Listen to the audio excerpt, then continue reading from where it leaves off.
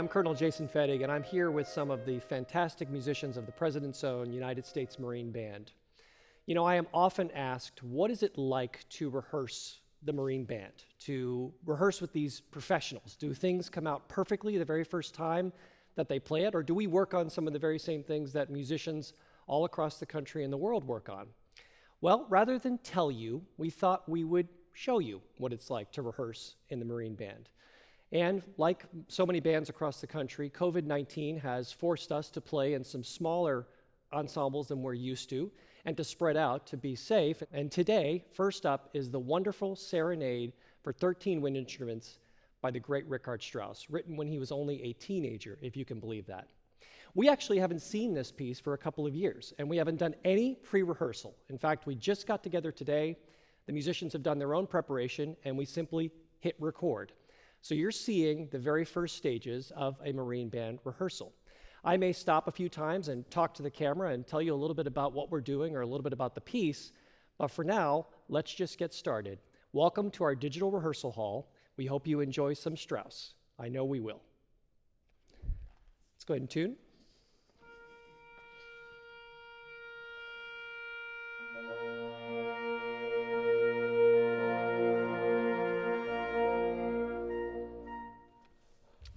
Okay, right from the beginning, and as you all know, we'll be in 4. The beat is to the 8th note. Here we go.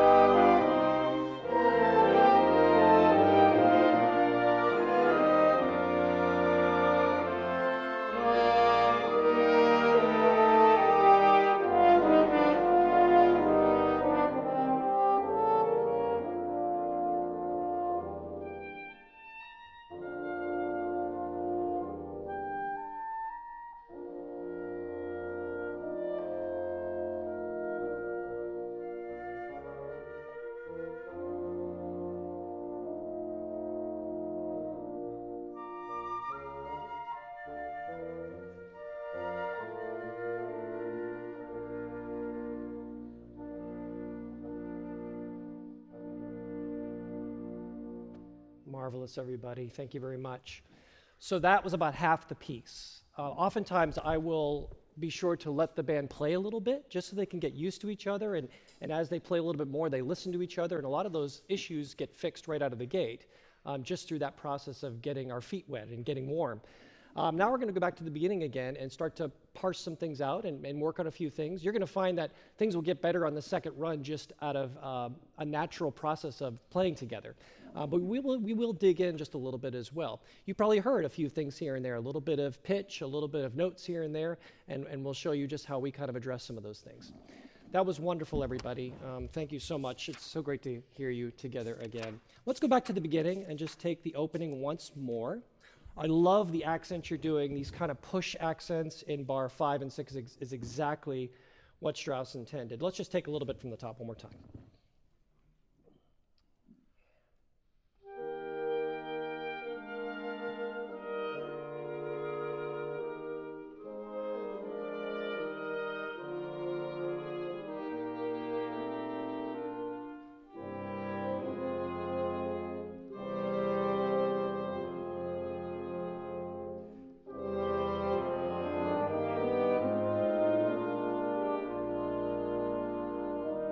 Wonderful. I think I would do a little less space in bar 1, 2, 3, 4, 5, bar 6 before that accent on beat 4. I think maybe sustain through so the accent feels like the previous one, which does have a little breath mark before it.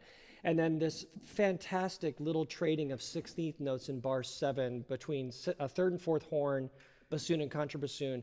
All we need is just a bit more of fourth horn Cecilia in there to get it exactly where we need to be. One more time, and I'll keep going this time.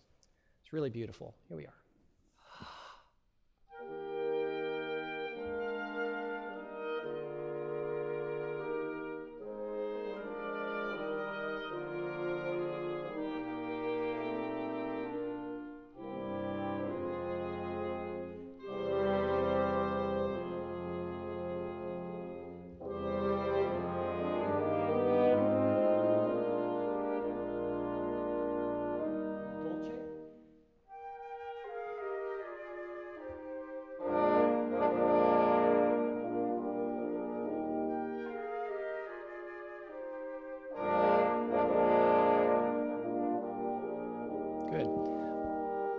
Good, thank you. So we have a change of character at 9. All of a sudden, the sun comes out a little bit. And then horns and bassoons. I think that the diminuendo in measure 10 should happen right after you hit the long note. So right now we're waiting until beat 3. Sham, ba, ba, dee, da, da, da. So it just kind of fades away.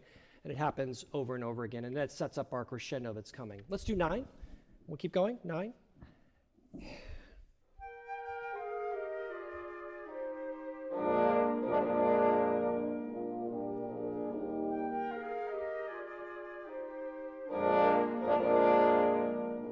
Slow burn.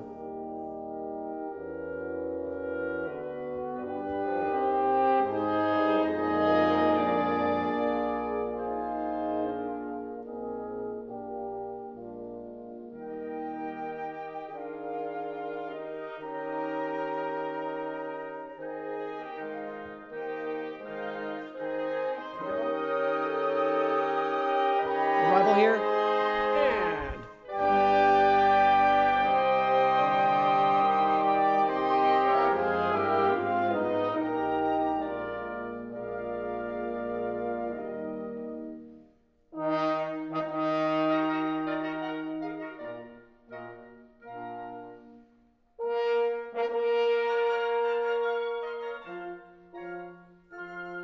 Good. So new section here, of course, with these fanfares and the horns. I wonder what it would sound like if we felt like we were pushing a little bit here instead of holding back. Sham, ba, ba, more agitato without actually changing the tempo. For me, that might set up the new tempo and the new character at 31. And then you guys can be in the upper winds, can be a little more scherzando. Ti, da, da, dun, da, da, dim, dum, da. And what you're doing is exactly right. Short, short, longer. The 16ths into the 8ths. We can take it right at 25, and we'll go on through the second section. 25. Yeah, I love that.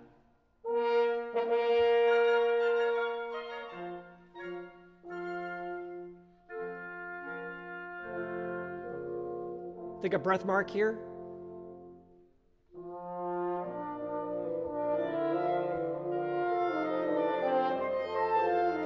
Yeah, good. So let's go just a bit. I know we're spread out more than normal, but almost in two. Matter of fact, let me just conduct it in two, and I think that'll do it. Pickups to 31, and then first bassoon with these triplets. So cool that we've got the 16ths against the triplets for the entire piece, so you can be probably a smidge higher in the texture just so we hear that. Pickups to 31, please. That previous phrase was perfect. Pickups to 31. 1, 2, 3.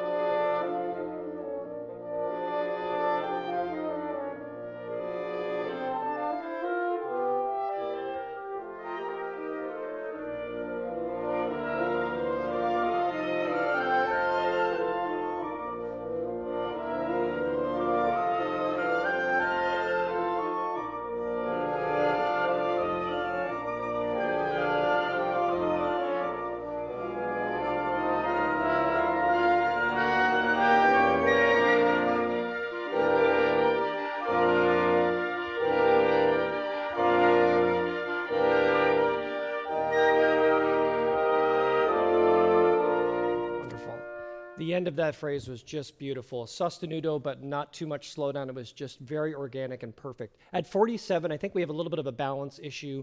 The dotted eighth chords are great, but they're too loud for the waves of 16ths we have in the first two rows. So maybe without losing the intensity, horns, bassoon, contrabassoon, just bring it down one notch. The length is great. You're matching perfectly. I think conversely, flutes, oboes, clarinets, you need to come out a little more on just the triplets.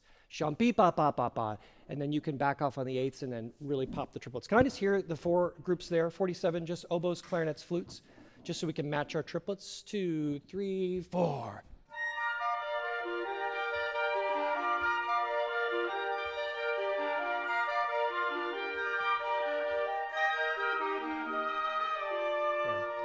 What would happen if we tried to put like just a little bit of an accent, like a long accent on the second triplet 16th every time? Be ba ba ba ba, ba ba ba ba ba. So it had just kind of a little burst of sound at the beginning. That might trick the ear into hearing what we need them to hear. One more time, and then we'll add the other chords. 47, 2, 3, 4. More oboe.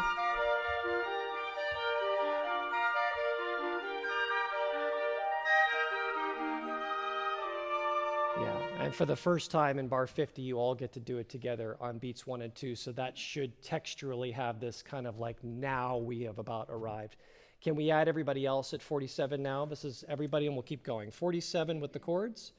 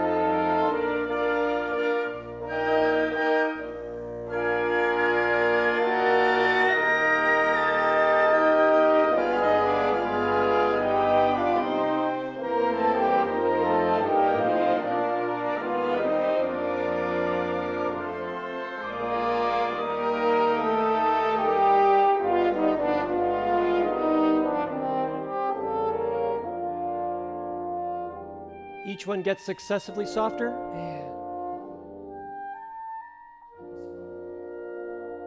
Sotto voce.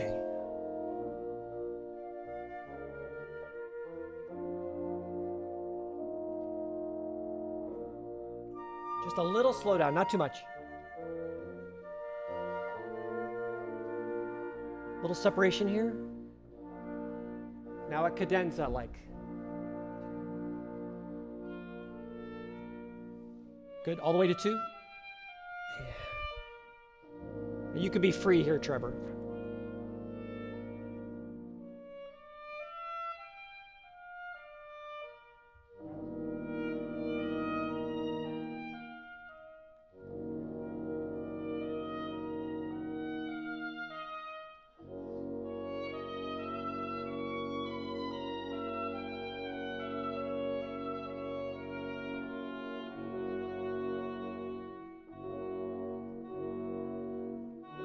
Good. And then we're into B minor, and we go into all kinds of harmonic adventures here. That was beautiful, Trevor.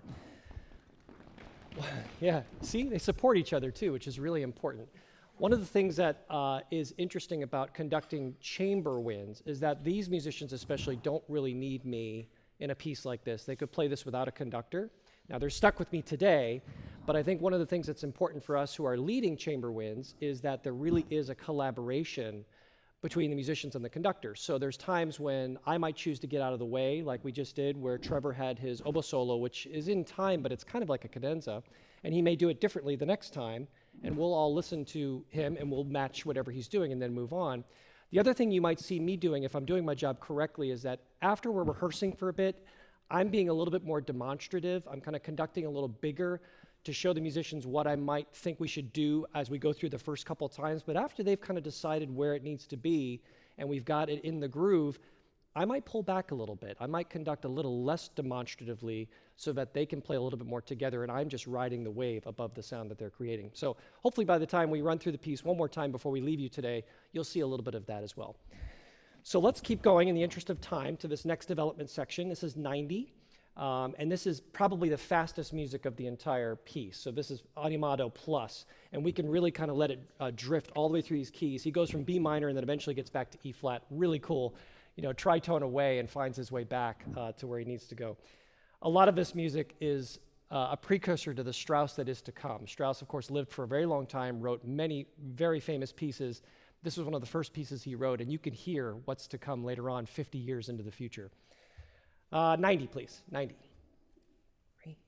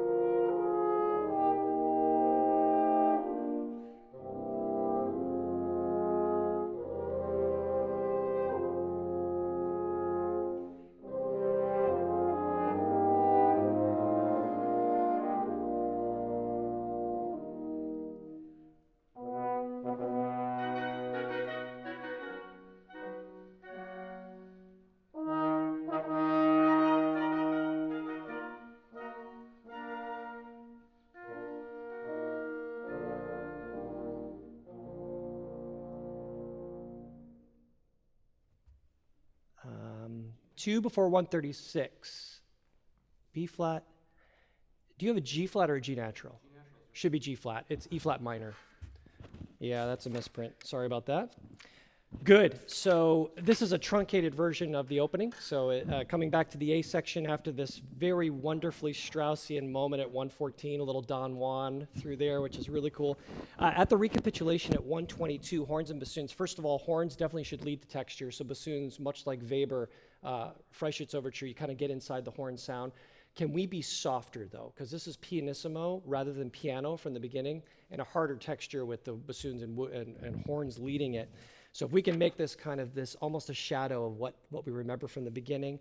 And then 130 we reset. So third and fourth horns, all of a sudden C flat minor out of nowhere, C flat major, excuse me, but we reset to the forte. So that's like we get shocked again with a new key, which we didn't expect, but back like the beginning. And then all of that is exactly the same as the beginning, including the next section we're about to get to. Let's take that once more. We can start right at 122 just to catch this one more time. 122 horns, bassoons. Here we go. 3.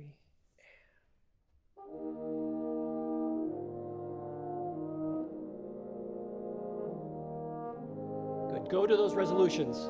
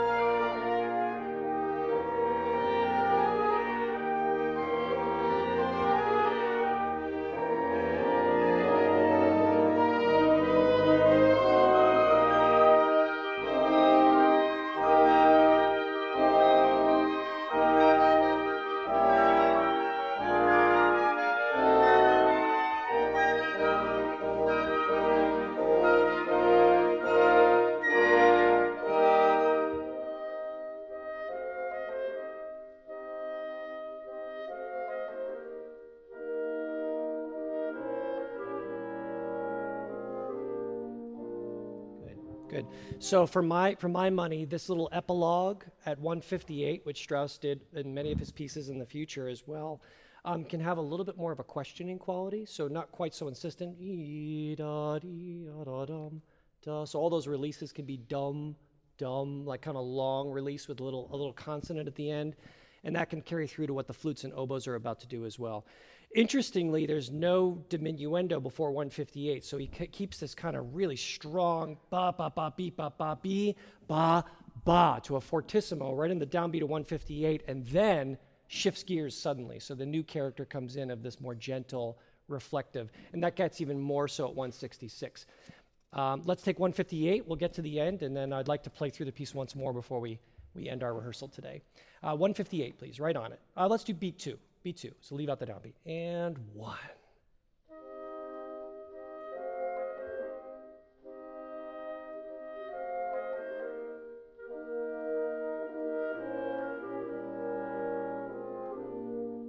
Long quarter. Good, beautiful.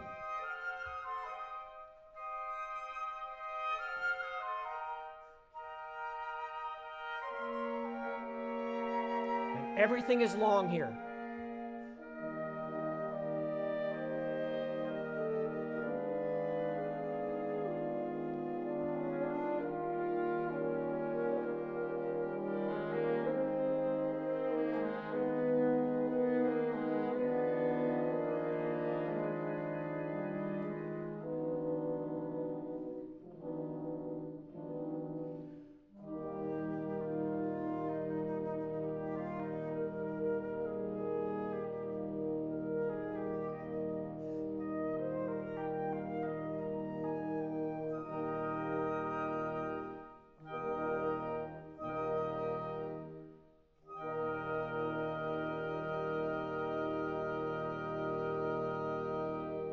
Thank you, everybody. One of the cool things that just happened is that I conducted that last note in a place that was different than where the ensemble conducted it, but they all played it together at a place that felt more normal and more organic to them, and it was better. So that's one that I can just leave alone because they put it exactly where it needed to be. And then I will switch my idea next time we play through this.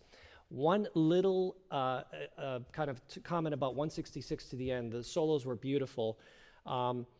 When we get to the bar before 172, for me, this kind of diminished chord that's got the E flat and the D stuck between, flutes, you have it, horns, you guys have it too. Don't be afraid of that dissonance. He keeps the E flat pedal in there with this diminished chord. But let's make sure 171 leads into 172. So even with the breath marks, B, D, T, T, it feels like there's energy and motion in the silence going to the next downbeat. I think that will make a huge difference in how the ending of this feels. Everything else was wonderful. Let's use our remaining time to play through without stopping, I promise. So one thing I'd like to share with you before we finish this playthrough is, as you listen to the musicians play this last time, remember everything that we've worked on, everything that didn't work quite as well, and watch how they fix it as they go, and how all these things kind of become, have a new forward motion to them and a new kind of a feeling to them. I'm in turn going to work really hard to try to stay out of their way in those moments so that they can just play this piece. This is the ending of our 40-minute rehearsal, and this would be pretty much exactly what the President's Own would do in a normal rehearsal. Thank you so much for joining us.